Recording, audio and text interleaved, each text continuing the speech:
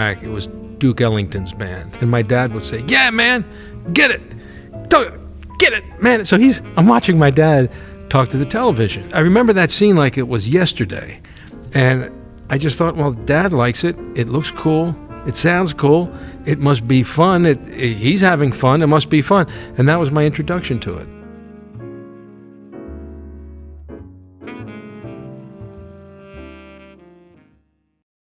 Did all the bands in high school. We had a rock band. We had a jazz band. We would play at my Aunt Yolanda's house for, I don't know, 4 of us played for like $3 each. I don't know, we played the same 2 songs for about 5 hours. And we ate all this like ziti and meatballs, all this stuff. I think we played 3 tunes. I don't even think we knew 3 tunes. We would just stretch them out.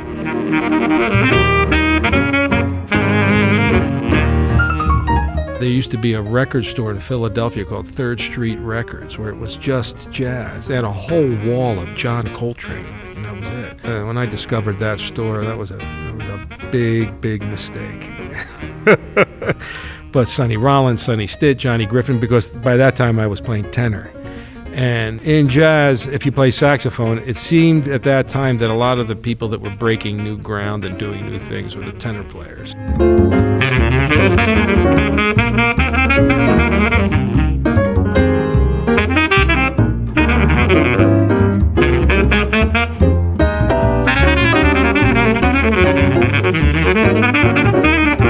I wanted to travel around the country and just play.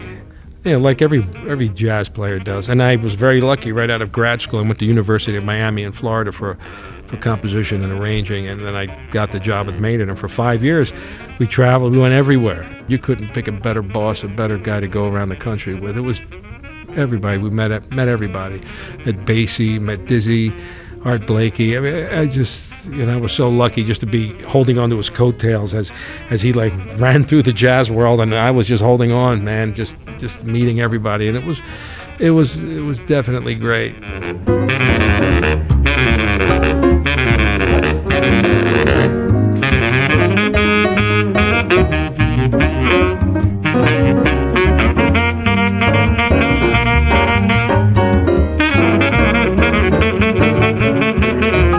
I've been teaching at Rowan University here about 20 years plus. A friend of mine, David Baker, he teaches out in Indiana. He's a great teacher, and we were talking about it. I said, I really love when I have my band to feature as many kids as I can. And he said, well, that's because when you were with Maynard Ferguson, he featured you a lot. And when Maynard Ferguson was Stan Kenton, Stan Kenton featured Maynard. And Stan Kenton picked that up from watching Duke Ellington, who used to write pieces for individual people in his band. Cootie Williams, certain people he would write for.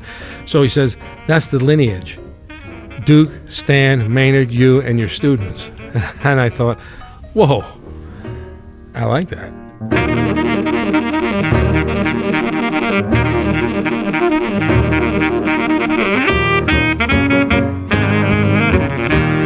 See, my dad talking to the television, that's it.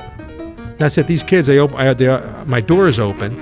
They look inside, they see me. I have something on YouTube up, and I'm talking to it just like my father did. And they come and they want to know, who is this guy? Well, this is Dexter Gordon. Check this out. He did this great. He did that great. They don't really know what they're looking at. They're watching me enjoy it. I don't explain to them, this is jazz, this isn't jazz. I'll say, check this guy out, he's a lot of fun. And they'll look, but that's a blues scale. You know the blues scale? You played that yesterday. And I'll open up a piece of, like this little book that I have, and I said, you played this yesterday, and that's what he's using right there. Oh, all of a sudden they love Dexter Gordon. And I notice when I go out and I do gigs, I like to talk to the crowd a little bit, let them in on what we're doing. Because jazz can be very self-absorbed. If you play, you don't look at the crowd. But if you say this is a tune by Duke Ellington, and this was written when the guy was on the bus, or this was, you to give them an anecdote, and then all of a sudden they have a connection.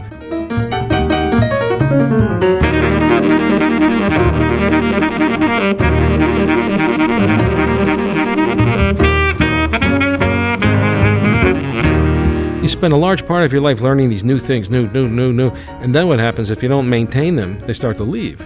You're spending more effort just maintaining what you have as opposed to moving forward. Dizzy Gillespie had a great quote. He said, you wake up and then the horn beats you, and then you die.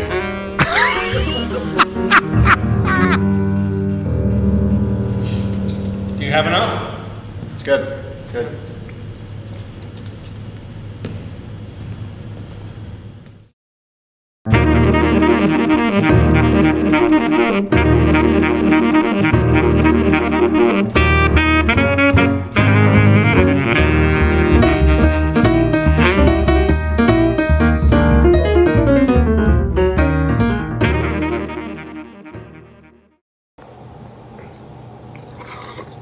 So, trying to keep some good energy going.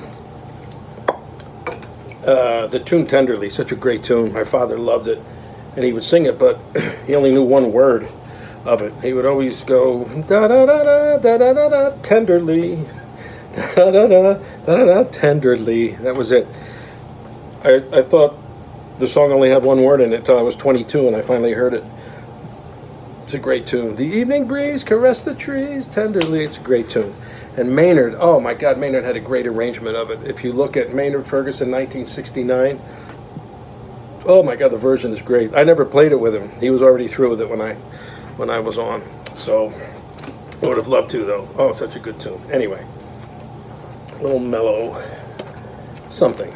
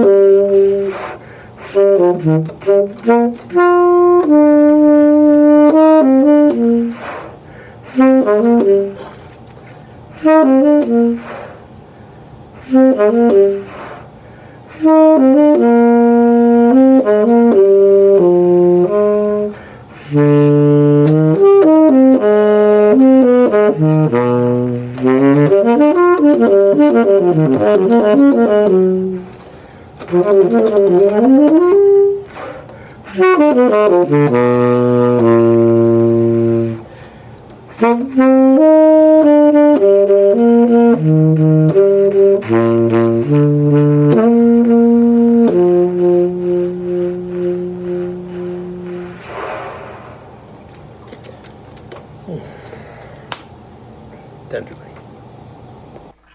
Beautiful. Beautiful, man. Well, here we are, another edition of Jazz Video Guy Live. And today we have an extremely talented fellow, a Renaissance man of sorts.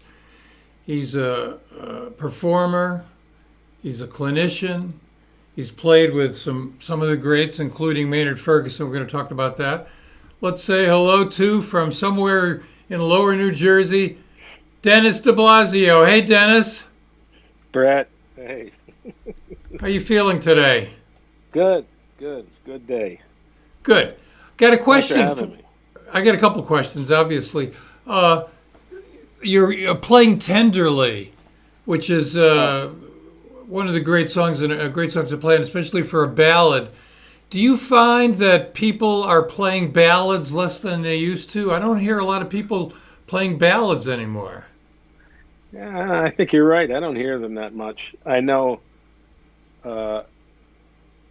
I think you're right.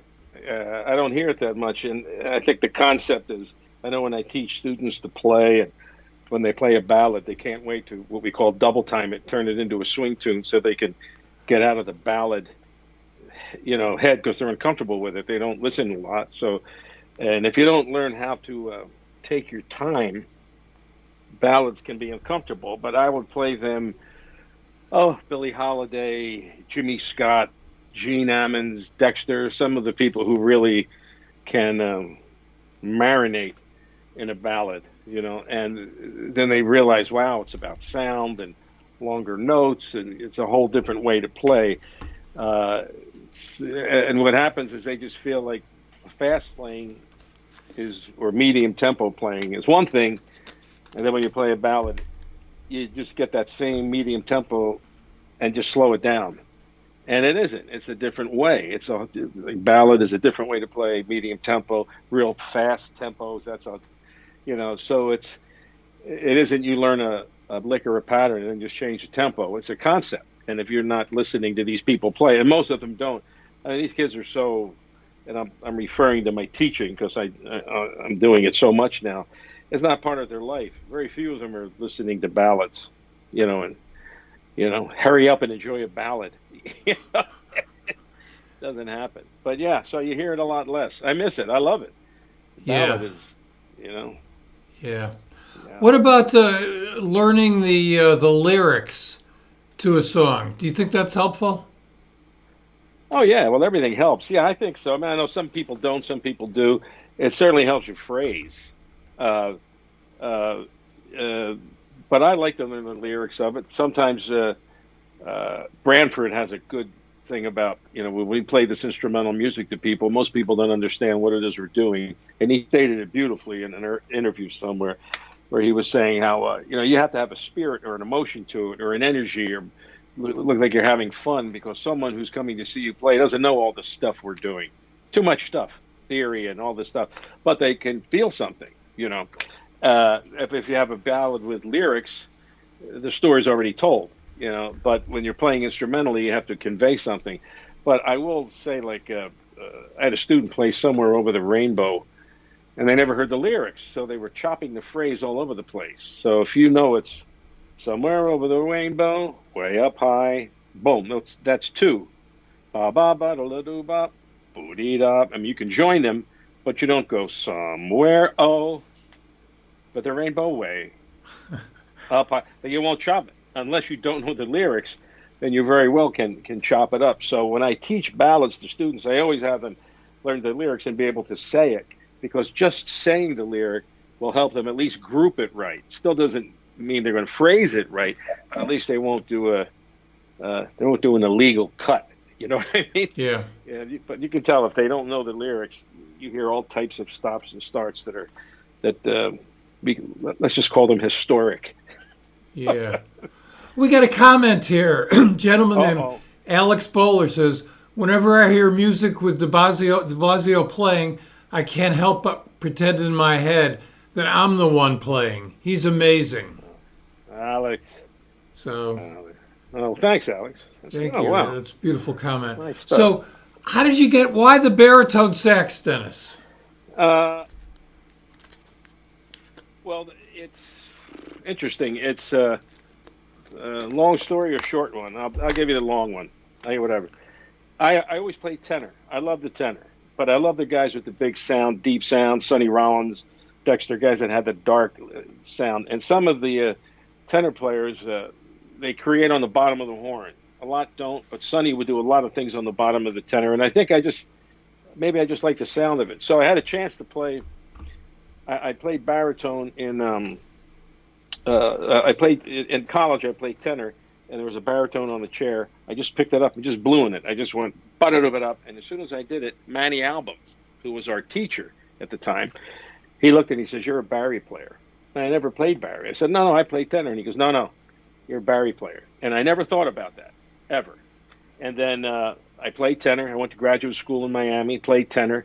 And then there was an opening on Maynard's band for baritone. So I borrowed a baritone. I made a tape. I sent the tape in. I got the gig. So now I'm out on the road, and I'm playing baritone. And the whole time in my head, I want to go back to tenor.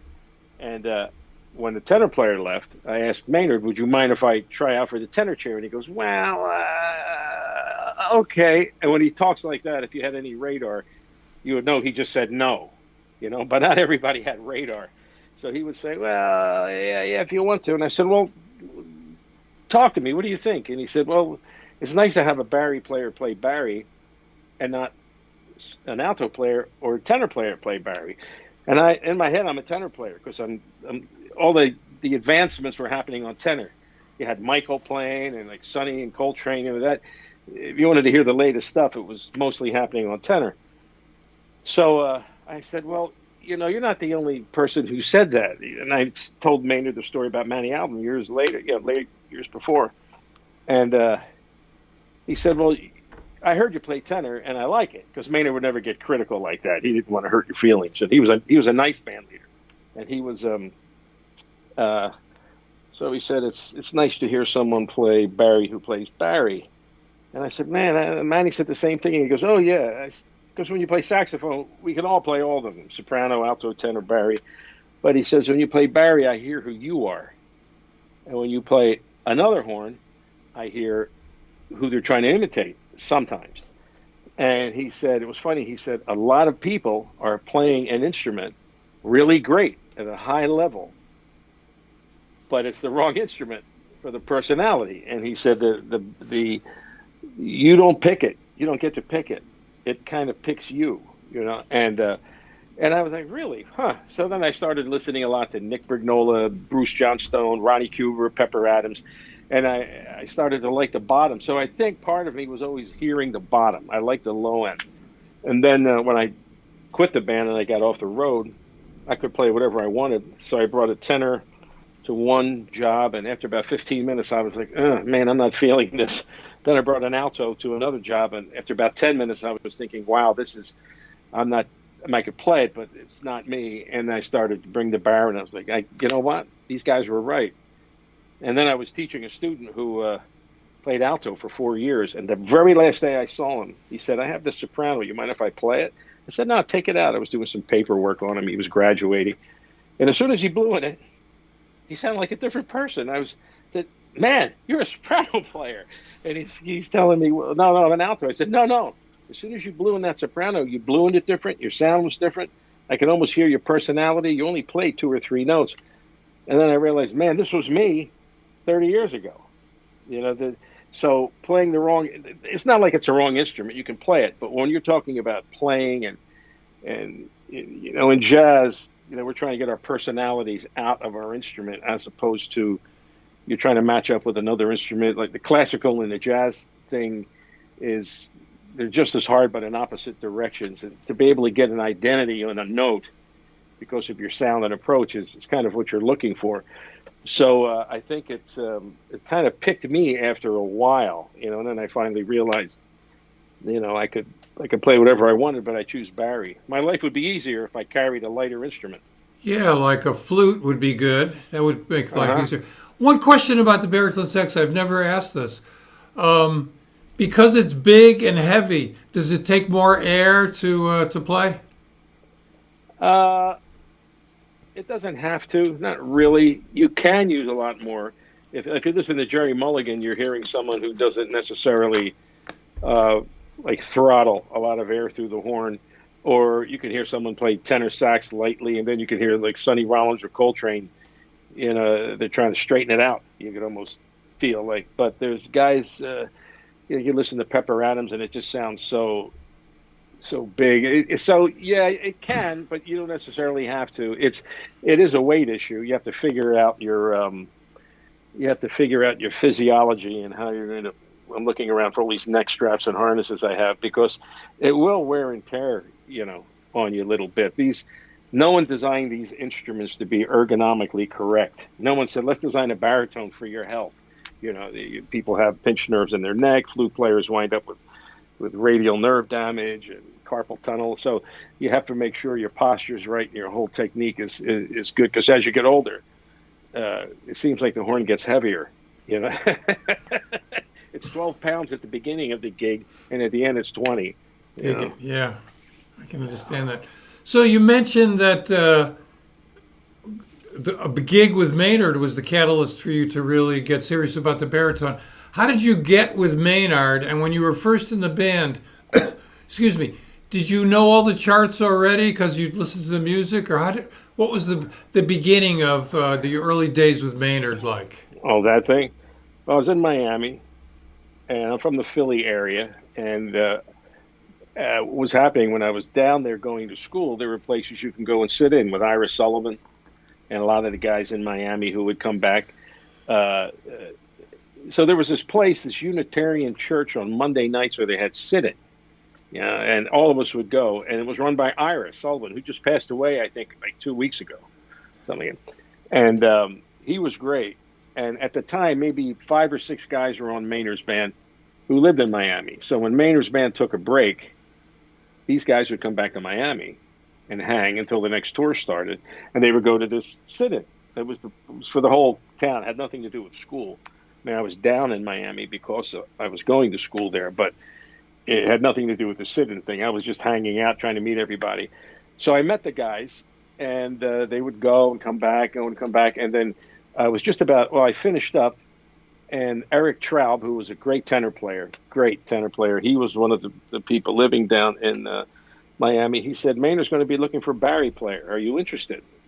And I said, sure. I borrowed a Barry. I made a tape, and I gave it to Eric. And then I got a phone call. I graduated. I went to college down there for graduate school for writing, arranging, composition.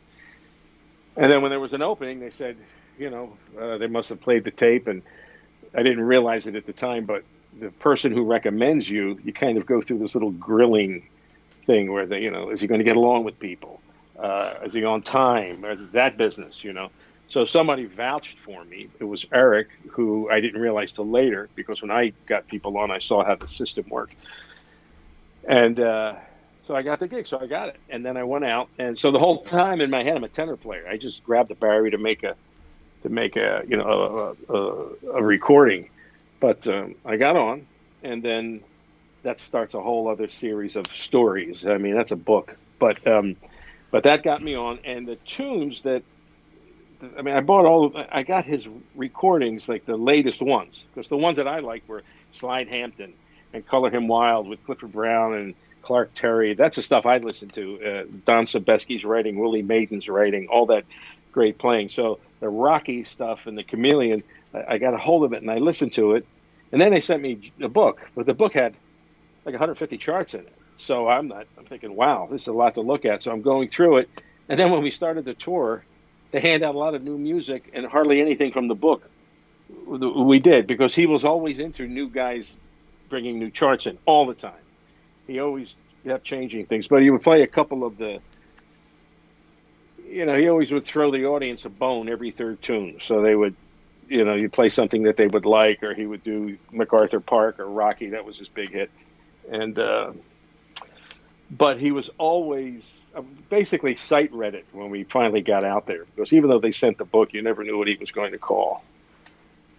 So that's how that worked. And he would play all kinds of, you could write up an Eastern tune or a rock tune, Afro-Cuban tune, fast swing tune, slow tune, ballad. If he liked it, he'd play it. You know. We're going to talk more about Maynard in a second, but first I want to play a clip of Denis with Maynard in Salt Peanuts. Could you say something about this before we put it on? Oh, yeah. Oh, yeah. Thanks for letting me say something. This was, we were talking earlier, this came out this was in the 80s. I don't know when it came out. I think it came out maybe 2000s when I saw it. I didn't even know anyone filmed this thing. About 5 years after YouTube was up, I saw it. So what this was, it was about a 4 or 5 day concert festival in Maderal, Japan, which is a ski resort. But in the summer, they have these festivals. So we had a day off. We would play 4 days, and we had a day off. So every day we played the same set. And one day, which happened to be, I think, this cut, when I saw it, I realized, oh, man, this must be the one. Where it was tricky to hear on stage, because what you hear in the recording is not how we hear it on stage. That's the sound that the sound man in the audience is doing for the people. On stage, back then, you had guys off to the side who were running your monitors. And when you play fast tunes, real up-tempo tunes in a big, big stage or a boomy room, you have to really hear really well, because things get blurred. So when the bass is going, ding, ding, ding, ding, ding, you hear, and when the drums are, ding, you hear, so sometimes when you can't hear well, it's hard to lock into an up-tempo. I've heard some of the best bands in the world fall apart in bad rooms when they play real, real fast. Plus, Maynard's monitors right in front of him were always so loud. I mean, they were loud. You had to check your fillings afterwards sometimes to make sure you didn't lose anything. So when I started a solo, my signal was so loud I couldn't hear what was going on. So I just held this note out. You'll hear it. I wish, man, when I saw that this was the day they filmed and put up, I thought, then I learned when you put something on YouTube, it never goes away. And I was like, oh, well, it is what it is. But when I start soloing, I just held out a note, because I was so loud on the monitor, I couldn't catch the signal. So I just held it until I could hear, because the first 16 measures of the solo is a whole note, tied whole note, like 16 whole notes tied, because I couldn't hear what was going. And then when it finally settled, I started to move. And then the guy starts playing with the sound. Then when I started to scat sing, I could only hear myself if I was loud. So instead of going ba-da-doo-ba-da-doo-ba, I'm like, ba-da-ba-da-ba. I was like an auctioneer, like just had someone run over their foot. So when I look at that, I'm like, oh my gosh, it reminded me of that day. It was only one day, and I think this is the day they filmed it. So this is Salt Peanuts. The thing I wrote up for Maynard, it was a tribute to bebop, and Maynard and Dizzy were supposed to record this in Chicago. It never happened. And then when we played San Francisco, we did it. Danny Jordan on tenor, Tim Reese on alto, Steve Weiss on trombone, myself. And that's the recording that came out. But this was originally for Dizzy and Maynard, but it never happened. But this is the one. I'm so happy they took the one with the sound problem to post forever. And my daughter's grandkids can still enjoy it whenever she has them. Salt peanuts! Salt peanuts! Salt peanuts! Salt peanuts!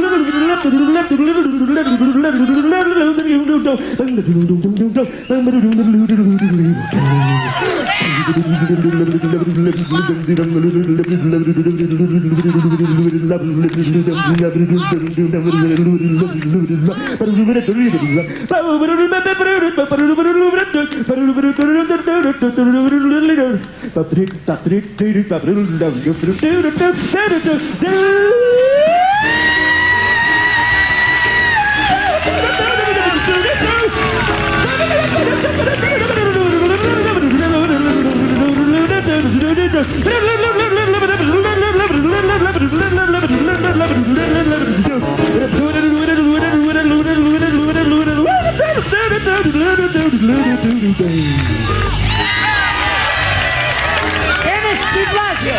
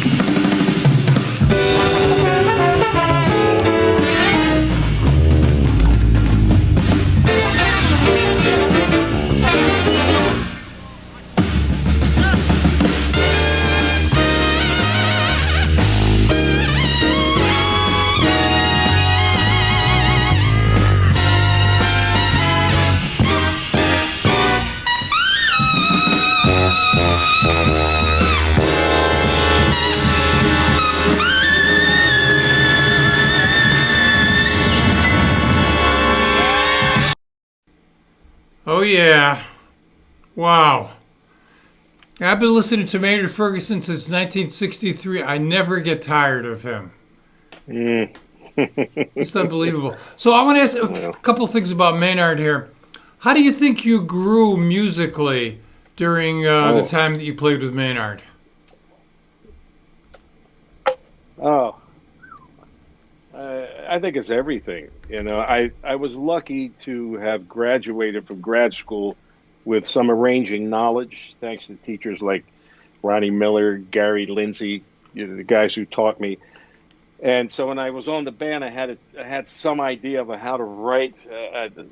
There's a lot when you arrange for a band. You can't count how many potholes you could fall into. So I was ahead of the game that way. So Maynard would let you. He'd just turn you loose.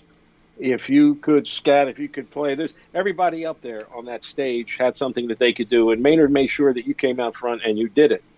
And if we played your hometown, the alto player Tim Reese up there, we would play Detroit, where he was from. Maynard would feature Tim all night. He'd make you a hero. You know, if you wanted to write. If you wanted to solo. If you want to play two saxes at the same time, play it. He was very open like that. He liked the band, but when the solo part came, he had a very small group mentality of it because he played bop. He wasn't just playing high notes. He could play bop. So it was really great. But he was very encouraging. I would try some things, and you know, the times I would try things that I missed the mark or I overshot or undershot, he was like, you'll get it. Don't worry, you'll get it, and try it again. And there wasn't any judgment. There wasn't any embarrassment. There was just an open door to try it again. Get up off the mat as many times as you want. And that was great. That was great. So everything grew. Even the education thing kind of grew. We would do these clinics where he would do the first half, and then the second half. He would go in the dressing room, and so I would organize the clinic somewhat, and that became part of. I didn't realize it that later on I was going to help me teach, So I mean, there's not a day that goes by I don't think about him somehow. And as I get older, I think about different things that mean something different now than even 10 years ago that I would think about. Because I was with him for a total of about 5 years, and then when I was off, because I wrote for him, I would go out. We went to Thailand, play for the King of Thailand. I would just go out and do that for a week, and then I'd come back and teach, and then I would be going to Ronnie Scott's for a week, and he recorded an album. I went out and did that. So I would do little projects with him, but I was really at home. And the school I taught at, Rowan University, they were great. I mean, they wanted me to go and do that because it's part of your scholarly activity kind of thing. So it was support all around. And so staying in touch with him was great. Whenever we played in the area, my mother, big Italian, cook she would cook for my high school, cook for a hospital. She would always feed the band, like 5 times. We have pictures of Maynard downstairs with my mother, giving him a Italian cream cake for his birthday in May. And, it was a great hang. It was a long time. And, besides his stories and everything, he gave you an open, he gave it to you. He gave you all the space. And I think that comes from Stan Kenton. Because I remember I asked him, because Maynard played with Boyd Rayburn, Charlie Barnett, Jimmy Dorsey, right, Stan Kenton. And I asked him, who was your favorite leader? And without dropping a beat, he said, Stan. And most of the guys that played with Stan, a lot of them say that Stan was it. He said Stan would, if you were going to lead the band, Stan would make sure you were set. What do you want to do in your future? We'll hook you up with Willard Alexander, the booking agent. Stan would really help guys. And he would also write pieces that would feature them, just like Duke did. Like Duke would write, El Gato for Cat Anderson. So Stan liked Duke. So it's almost like Duke's passed it to Stan, passed it to Maynard, passed it to me. I'm showing off my kids at school. And sometimes I feel like there's this lineage, Yeah. But Maynard loves Stan, and a lot of the way he led is the way I teach. And there's other styles and there's other ways, and certainly there are other players that have played with far more guys than I have. But he had a good ethic, and he was always working on keeping everything positive, which I really like more and more as I get older. As things get wonky in life, he would meditate, and he was always putting it back in the middle all the time. And it was almost like when you see a canoe going straight, it's really a series of rights and lefts that make it look like it's going straight. You move your paddle left. And that's what I always felt with him. And he was always working that way. And I just appreciate it more now. I'm still learning from this guy. Still. Yeah. So there's no end to it, as far as that goes. But he was, besides all the stories. Well, I would direct our viewers over to Denis's YouTube page, where he talks a lot about Maynard and other things as well, because we can't cover everything in 1 hour here. But I know that a couple of things about Maynard. He hung out with Tim Leary. He took LSD, and then he became like a devotee of Sai Baba. Can you tell us something about how Maynard's spirituality may have touched you? Well, it's yeah, sure. I mean, he did. I think he and Sonny Rollins were over there at the same time, even though they may have been someplace different. But he, there's a certain thing about that. I think like there's a certain kind of in that belief, you kind of go right towards a problem. Like if there's a, you don't avoid it. You go right after it, and you spend your time with it, and you soften up a problem, and you deal with it. There was a certain kind of dealing with it that I think appeals to jazz players. And if you're going to learn a tune, you have to deal with it. If you're going to play giant steps, you have to deal with it. You have to play with it. You can't fake it. You can't ask somebody else to help, but you have to deal with it. So there's a lot of I don't know. The energy goes the same way, I think. So Maynard would always meditate in the morning. He had these tapes, and they were his 21 ohms. And if you had a room next to him in a hotel, in the morning you would hear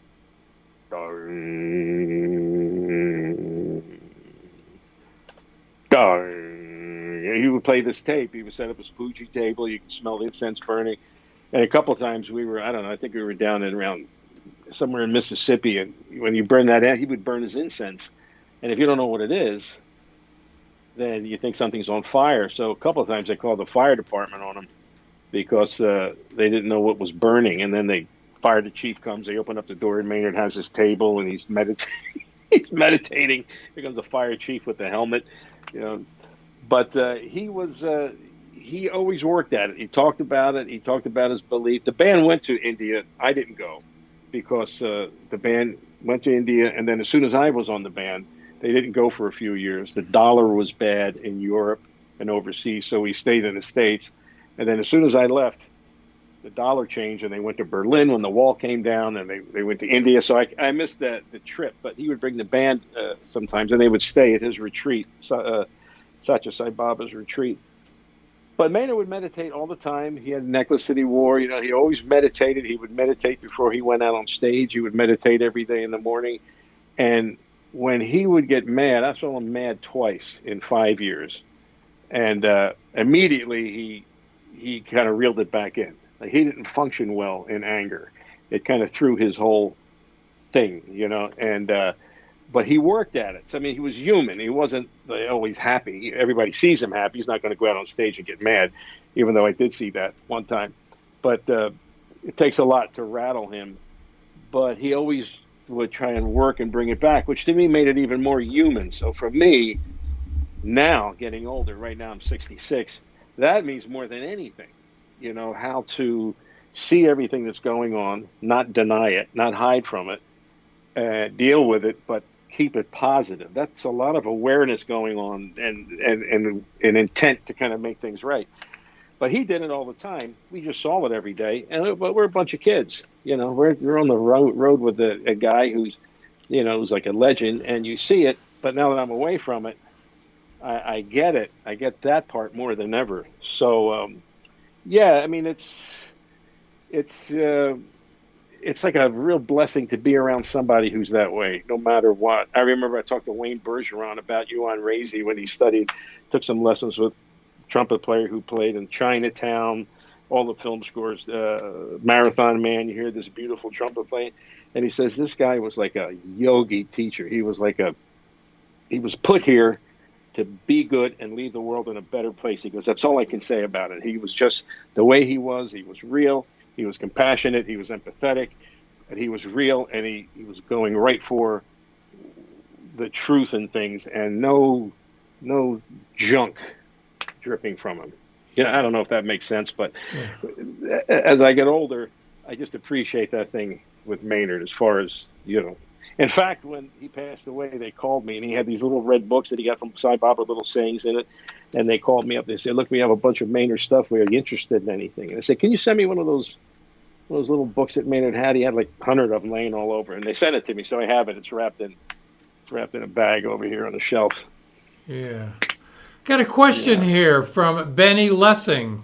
He says, Charlie Ventura had a music school in Philadelphia. Did you know him? Ventura played ballads on a bass saxophone. That old feeling. Yeah. No, it was before me. Charlie was before me, but there was Junior, Charlie Ventura Jr., but Charlie Ventura's mother had a restaurant out, I think, on Route 70 or Route 38, 73, one of those. Well, it wouldn't matter if you're not from this area. But it's Ventura's. It was his mother's restaurant, and he used to play there.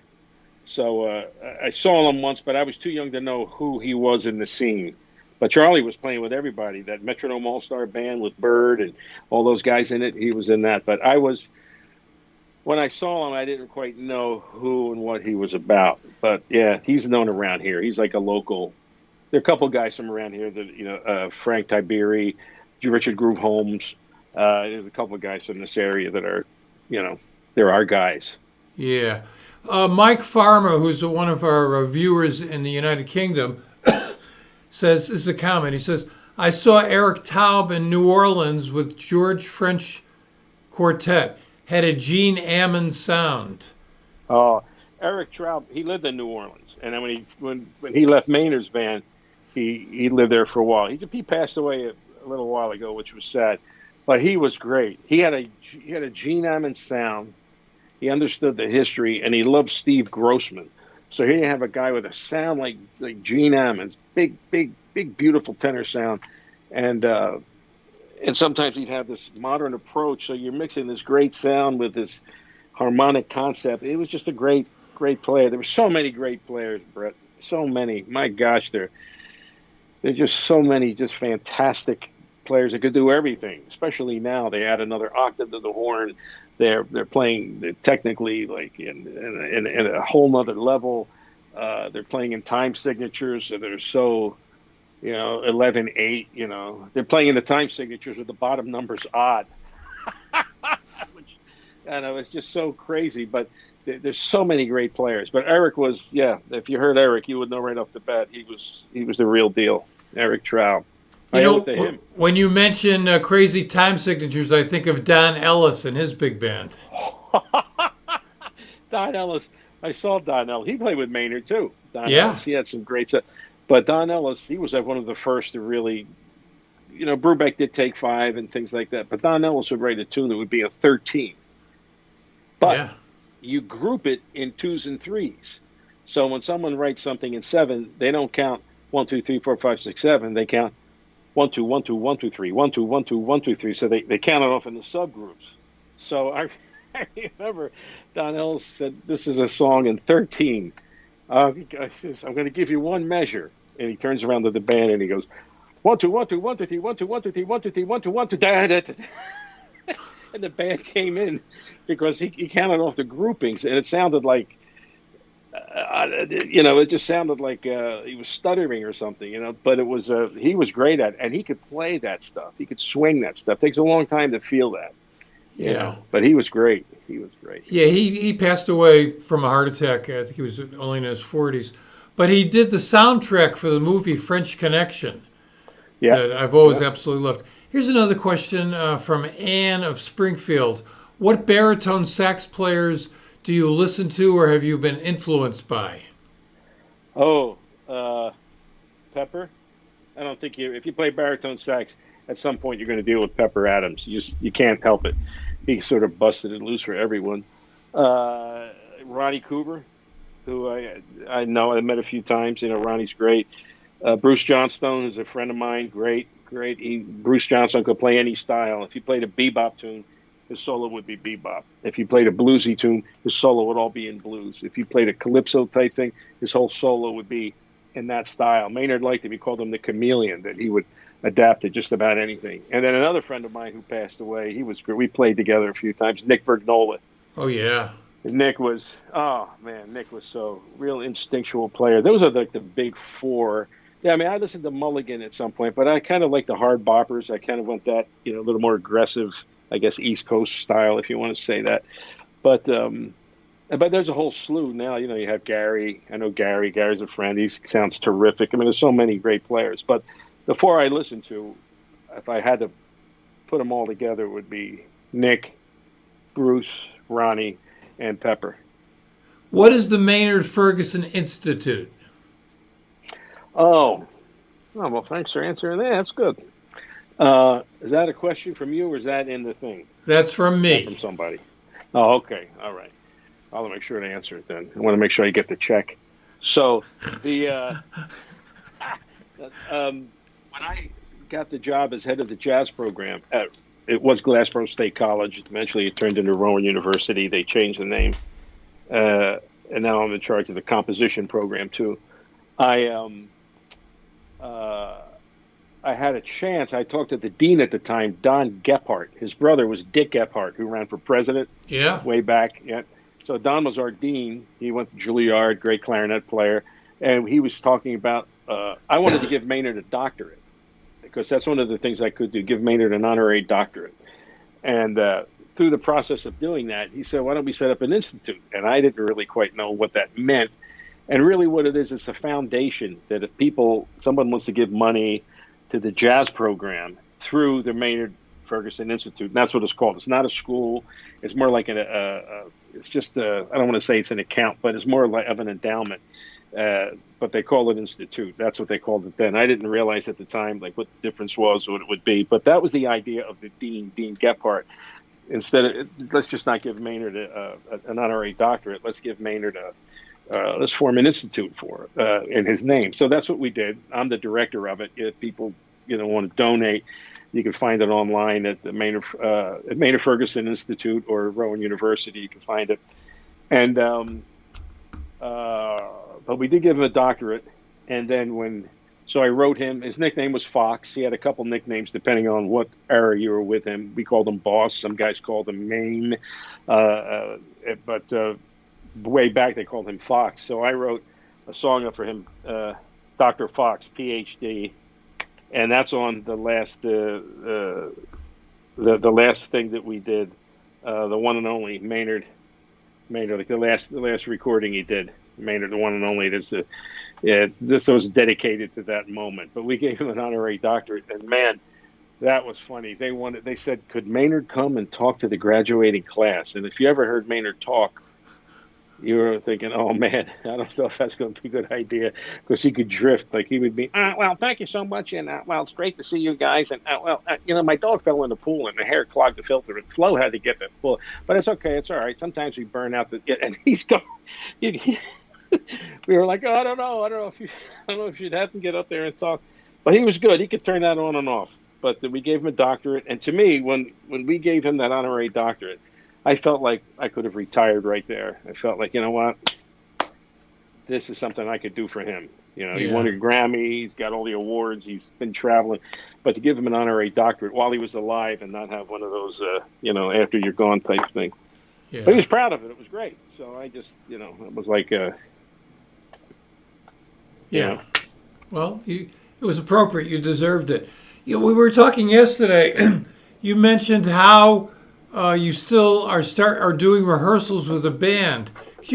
I found it unbelievable the lengths you're going to do this. Could you talk about, for our viewers here, what you need to do to have an in-person big band rehearsal now in school? Oh, you're talking about with the COVID thing? Yeah. Boy, I'll be happy to, Brett. So here's what happened when school started. You have the distance thing, and you have the mask and all that. But there's an organization that does all this research for music, because every music department in the country is trying to figure this thing out. So there are these different organizations that are looking at a flute player and how much aerosol they put in the air, and apparently the flute and vocalist will pollute the air more than a saxophone or a trombone. So with all of this information, they came up with all these guidelines. If you want to be safe, you can't be 6 feet away. You got to be 12 feet away. And you have to make sure all the bells are covered. And you have to make sure everyone comes in with a mask. And they come in with a completely closed mask. And if they play a wind instrument, then you put another mask on that has a slit in it that they put the mouthpiece through and play. And you're spread out. And so there's, God bless the people over our backstage people who put, tape on the floor. So you walk in and everything's marked up, and you just put your stand on these marks, and everyone's spread out. And you walk in one way, you walk out another way, you walk right to your place. You don't move anywhere else. You don't really warm up a lot. You wait until we start to play. And as soon as we start to play, then you time it, and you have 30 minutes. And after 30 minutes, you stop. Then you clear the room for 20 minutes and you let it settle. And then you go back in and you finish out, maybe have another 10 minutes. And if you play, so everyone has a mask, everyone's covered. The piano players spray the piano, they wipe it down. When someone else plays piano, they spray it and they wipe it down. And it's all written up. We're all doing it. And if you play an instrument with a spit valve, trombone, trumpet, bari sax, they come in with doggy pee pads. They all have it. And the kids know. They see it and they go get them. I don't even know where you get a doggy pee pad. I have cats. So you get a doggy pee pad, you put it on the floor, and you spit valve, you let it go on the pad, and you get the pad. The kid who playing it, the kid who has the pad, grabs it, throws it in the trash can, and leaves. So that's what we're doing if you want to come in and play. If a kid doesn't feel safe, they don't have to come in. So for the first 3 weeks, we were just doing it online. I was giving them we would look at videos. I had Wayne Bergeron as a guest. That's the good thing about Zoom is you can do things like this. You can have conversations with people anywhere. So we had guests. We may have a few more. But after 3 weeks, there were other people meeting, and enough kids in the group said, "Can we meet?" And I said, "All right, well, if we meet and you guys feel safe, whoever wants to come in, not everyone's coming in, but whoever wants to come in, you come in and abide by these rules," which they all get. And we've been doing that. We meet 3 times a week, but we only play 2 times a week, and one of them, the other one time, is actually through Zoom. We keep that one remote. And it's tricky. I have some freshman kids, and I see everybody like this. I don't even know who I'm looking at. I look at someone, I said, "Who are you again?" And they'll say, "My name's Ian." I said, "Oh, okay, well, it's nice to see part of you, you know." And then we wind up, you play everyone spread out. The tenor player's 30 feet from the rhythm section. So if you play something fast, there's no way it's going to be together. It's that what I was telling you about on stage. It's you can't quite see. There's a lot of cueing we do. There's a lot of signaling that you can't quite tell. You don't know if someone's laughing, if you don't know if someone's smiling. A lot of the facial expressions you don't see. We don't see any of them because you're looking at the eyes trying to imagine what's going on. And, it's hard to tell. You don't know if you're connecting because you can't see a response. But we're plowing ahead and we're doing it. And everyone's doing it. It's not just me. All of us are doing it. All of us are doing it.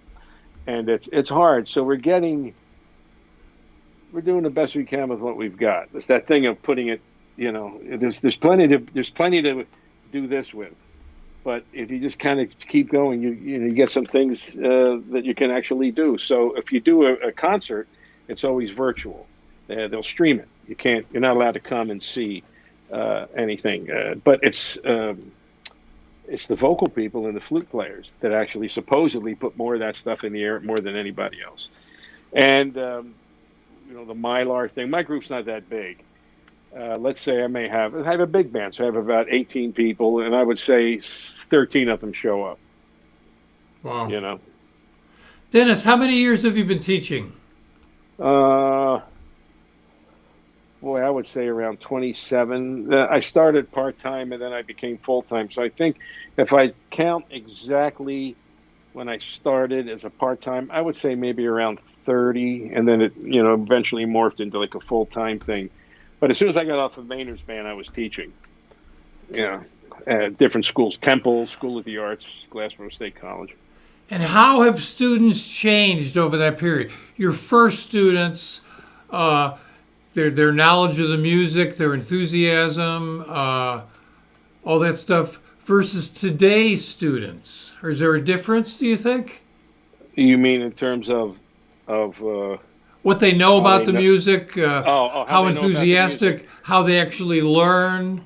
Well, that's a good point. It's man. Yeah, man, you ask questions that have answers that have chapters.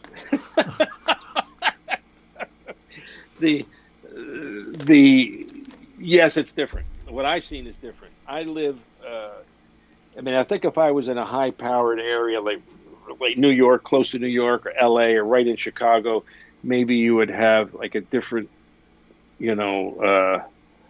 somebody who may or may not have been listening to the music or been exposed to it. Let's put it that way.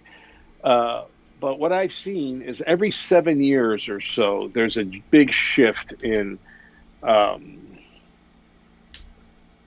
don't know, I guess the perception or the what, how am I going to say this? I'm not quite sure how to say it. But it changes. Let's just say it changes every 7 years or so. So, like when I started, everyone knew who Thad and Mel was. Everybody knew Duke. Everybody knew Basie. I have pictures of Louis Armstrong on my wall and that great day in Harlem in my office, that photo with everyone on the steps. And people knew it. And then after about 7 years, some knew, some didn't. And I was like, really, you don't know who these people are? And they're like, not really. And then you'd mention a name, and I think, oh, I've heard of that. Then after another 7 years, most of the people didn't know these people. They didn't know. And I was like, wow. So, and I would do what a lot of people do wrongly. I would it's easy to blame somebody for what they don't know. You know what I mean? It's why, it's their fault, not yours as a teacher. Not my responsibility. They should know this. I mean, that's what goes wrong if you're not careful. And then when another 7 years came, nobody knew anything. No one knew anything. So I would say when I was teaching there for about 20 years or so, somebody came in and they looked at that photo of Louis Armstrong I have on the wall, and they said, "What's the deal with that guy's white socks?" Because he was wearing the tux and he was sitting there. He looked tired. I just love this photo of Louis. And Louis, his name's underneath the photo. And I said, "You know who that is?" And he sees the name and he goes, "Louis Armstrong." He asked me, he goes, "Does he play Philly?" I said, "He plays Philly." "Yeah, he was dead before you were born." I said, "We're only in this building playing this music because of that guy with the white socks. I mean, I'm only into this music because of him." And so now I'm realizing I have to teach these incoming group who these people are now and how they're important and why. So I'm selling, if you want to put it that way, selling, teaching, call it whatever you want. But 90% of this is getting their attention to look at you and make some kind of connection and then hook them to what. That's why I was telling you earlier, your interviews and Monk Rose interviews, they're like invaluable. Once they hook into somebody, then you could aim them in the direction. But they're good. I mean, it's not like they're bad kids. They're good kids. They're great kids, and they're exciting, and they want to learn. They just haven't had the history of it because they're not getting that in school. They may play the same big band charts all year to go to a competition and play the same 3 charts all year. And then, it was fun. So now they want to be jazz majors, and now we up the ante a little bit and you have to practice and there's different things you have to do. So some of them are, well, wait a minute, this is different than high school. Well, yeah, because this is a little bit more of the real thing. And it's, so the ones that stay with it, actually, you know what it is, Brett? The ones that fall in love with somebody tend to start moving. If there's an alto saxophone player and they're trying to learn how to improvise and they can learn a Paul Desmond solo. Once they grab it and they can do it, then Paul Desmond is their hero. And once that happens, then it's just like a door flame log. Once it's lit, then I'm just setting things on fire. It's easy to push that. Once I have a student playing, they discovered Gene Ammons and Sonny Stitt. Woo. And Eddie Lockjaw Davis and Johnny Griffin, those tenor battle things. Yeah. They discover that. And the thing is, I'm throwing stuff out all the time. Try this, doesn't work. Try that, doesn't work. Listen to this guy, doesn't work. Listen to this guy. Oop, it worked. Okay, great. Stay with this, and then we'll push it. So part of me, like I'm throwing seeds out. It feels like a story from the Bible. I'm throwing seeds out all over the place, waiting for something to take. And once it takes, then I could kind of push it further in. But they just don't know. And really, in all fairness to them, why should they? They've never heard it. I mean, it's great and it's out there. It means something to me. But in their life, unless somebody shows it to them, it's funny when I hear Winton and I hear Branford talk, I'm thinking, how great must that be that your dad was a great jazz piano player and like a great guy to have a family that, Clark Terry would stop by, or, Sweets Edison would come by. When Winton tells those stories, I was thinking, my God, if Clark Terry came to my house, my dad would have an aneurysm. When Maynard stopped at the house, he was telling everybody. He was calling he couldn't believe it. Maynard's at my house. To have that is great. But when people don't have that, and it's just, they never saw Buddy Rich solo. I remember seeing Buddy solo. I thought he was going to have a heart attack.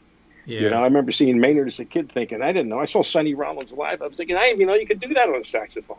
What the heck was that? So if these kids don't have those, and that's not around that much anymore, and if music's only going to be in clubs where kids can't go, it's a lot of times they come and they're just so far, they're further back. They're not like better or worse. They're just further back. I'm not starting with Thad and Mel like I did almost 30 years ago. I'm starting with introduction, if that makes sense. But it's okay, because as a teacher, things are always changing, man. It's never going to be the same. It's a changing landscape. And it took me a while to sort of understand that. And not only just, I had to embrace it, which took a minute. But once I did, it was like, okay, this is the teaching gig. Every couple of years, this is going to be different. And now with this COVID, it makes it even worse Yeah, it's a because bitch. everything exists. Everything exists here. You're Yeah. trying to teach it. You're trying to teach someone jazz, and then through this thing because you can't go see anybody now. Yeah. You know. But anyway, I don't know if I'm answering your question. Okay, yeah, I got it. Here's a You wound me up. Before we jump off here, we got a comment from Chef Size. Dennis, I saw you many times in high school. You came out to GV for Vince DiMario and did a workshop, and it was mind-boggling. Vinny, yeah. Oh my gosh. Where's that? GV? Guy he lists his name as Chef Size. I don't know what his real name is. GV. Where is GV? Probably Garnet Valley, maybe. I'm not good with the names. Garnet Valley, possibly. Where is that? GV. I think it's either it's Pennsylvania or Garnet Valley or Jersey. Vinny. No, he was over by the shore. I think it was like Central Jersey. Boy, that's so long ago, Brett. I can't. I'm bad with that. But yeah, I know Vinny. Yeah. Ha! People questions. Oh my God. Here's another one from Bob Blues. He says, hold on a second here. Glen Mills, Pennsylvania is where the high school was. Okay. From Bob Blues. When I saw the Salt Peanuts clip, I knew what was happening for you, but you're still burning. Thank you. So that's, Sonny Rollins is never happy with his playing. I've spent a lot of time with him. When he looks at himself on video or hears one of his recordings, he thinks to himself, I should have done that. I should have done that. He's a perfectionist. Is that how you are when you look at your playing? Sometimes I don't. I mean, you can always do something better. Yeah. I mean, everything is so like in the moment, and you're doing the best you can in the moment. I don't try not to spend a lot of time. I mean, I know right away where it is. Like I know I don't need to, I know how it feels. And when you play and you can nail it, and the whole band is working like a unit, it's that weightless kind of, I don't know if it's like a drug-induced kind of thing, but when you hit this zone, you can almost feel what everyone's doing. You know what they're doing. You're all thinking as one organism, and when you hit it, and you're doing things as a group and yourself that you've never done. Your ego is out of your playing, and you're not fighting with the horn. You're prepared musically, and you're not trying to do anything. You're letting it happen, and you're playing with the right guys, all things being equal. And when you hit those zones, which don't always happen. In fact, most of the time they don't, but this is why people like to play with certain people. And when you listen to like a Love Supreme and like that quartet with John and McCoy and Jimmy and Elvin, you just kind of hear this place that they get that is just, it's like a zone. And sometimes you hit it and you don't know why, and you're in it, and really it's weightless. You don't feel weight, you don't feel the horn, you don't even know where you're at, and it's all just working together. And then you kind of land, you come back, and when that happens, like I kind of cherish that feeling when it happens. And you can do it when you're practicing, and you can do it with other people, but when you hit this zone, for me, it's like, man, that really felt great. And then most of the time, like, you don't hit it for whatever, like that Salt Peanuts thing. If you can't hear well, you're not going to be in a zone. You're going to be working to make sure it doesn't fall apart. Or if it's too loud or if it's too soft or whatever, you're holding it together. That's a different head. And when I listen back to that recording, I think, boy, I wish I would have heard better. I wouldn't have sat on one note for half a minute, but it is what it is. So I'm not going to, what am I going to do? I can't change it. But it's, but when you do hit the zone, I'm more about that. Like you can't try and hit it. You have to relax your way into it. It's a real, I don't know if it's a Zen thing or whatever it is, but you can hit it. And man, when you hit it, it's like, I don't even know what time it is. Well, those of us who are involved in creativity, music, sometimes I'm editing a film. I just get into the zone. It's just, you're there. And you can't always get there so easily. But as a listener, from someone who spent a lifetime going to clubs and concerts, you always know when musicians are in the zone. That's when everything locks up. It's just, and it's magic when you hear it. It's just fantastic. Yeah. Couple more questions here. Nathan Nicolau, Mr. DiBlasio, how did you learn to scat sing, or did it just come naturally? Well, I did. You just listen to it. Like I listened. To me, it was always fun. I heard Clark Terry mumble, right? Hang on, Jahambo. When I heard that, I was like, man, that looks like it was fun. It was just fun, a fun thing. And then I heard Lambert Henderson Ross, where it was more. And Ella Fitzgerald, I saw Ella a lot, and she does a lot of like upfront, like that kind of thing. And then I heard a Dizzy scat, and then I heard Moody, James Moody. Moody could scat, and Moody has his he could hit all these chords. He could, and I heard all these different people scat, and it was always fun. It was the fun, but I was really attracted to the fun part of it, like Branford talks about it. There's a spirit that you catch. I mean, technically, I don't know if it's a minor third, but that's fun, and I want that. So I would just copy and do what I heard on recordings. And most people scat what it is they're working on with their instrument. Like if you listen to Louis Armstrong scat and you listen to Louis play, it's the same. And if you listen to Clark Terry, hang on with your big arm, to have on with your gambit, he's like, battle, it's the same. So a lot of people who scat, who play, they scat like they play. So what they're doing is they're imitating with their voice what they do on the horn.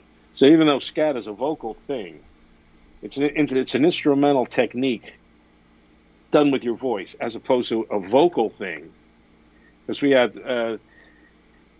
people who sing opera who want to scat, and they're coming from this, and then when they scat, they're like, la-dee-da-da. Well, it has nothing to do with your voice. It has to do with imitating an instrument. And if you listen to like a trumpet player, for people who want to start scatting, trumpet players are good people to listen to because they're not rangy. Guitar, piano, you can go 2-3 octaves and it doesn't hurt. But trumpet tends to be more of a linear for most cases, and it's an easier instrument to listen to when you scat because I've taught that to people. And when they scat a solo, then they just have to get some syllables together. Do, bob, all that stuff that forms compression. Baba, do, deedle, do, scapa, bamba, all those consonants that give you compression, give you an attack. So, I mean, I didn't realize that. I was just copying. I copied everything for years until they had to teach it. Then once I taught it, I had to figure out what I was doing. And I had to, this is what I'm explaining is what I figured out. But it was just doing what I heard. I mean, I heard Winton scat. Scat's great. Darman Meter. He should hear him scat. So, but he plays saxophone, So I listened and just copied from records. That's really the way Maynard, a lot of those guys, Maynard couldn't tell you anything about theory. Forget about it. And I heard Stan Getz couldn't do it either, but they listened like crazy. We were in front of the bus and we asked Maynard, play like Bunny Berrigan. He played like Bunny Berrigan. Play like Fats Navarro. He played like Fats Navarro. Do Miles. He put a mute in and he imitate Miles. Sound changed, feel changed. And it would have, play Clifford. He Clifford tongues. Maynard did it. So you name guys he could imitate. He would play his own licks, but he would play them like the guy you mentioned. And Maynard couldn't, G minor chord or B flat half diminished. And you think, well, we'll talk about that later. And he'd play a chord and he plays something great over it. So these guys, they heard it. They learned by sound, not by device or not by theory or not by school. They learn by sound. And when you learn by sound, you don't care what it's called. It doesn't matter what it's called because we're using devices and words to describe sound. So if the end result is sound, I mean, these guys could play their way through a maze because their ears are so good. It was all about sound. Maynard could play through anything. Stan Getz was like one of the great players who could just hear you throw a brick at the piano and he'll play some great melody around whatever the brick hit. Yeah, Stan. Wow. Well, we burned through an hour and 15 minutes.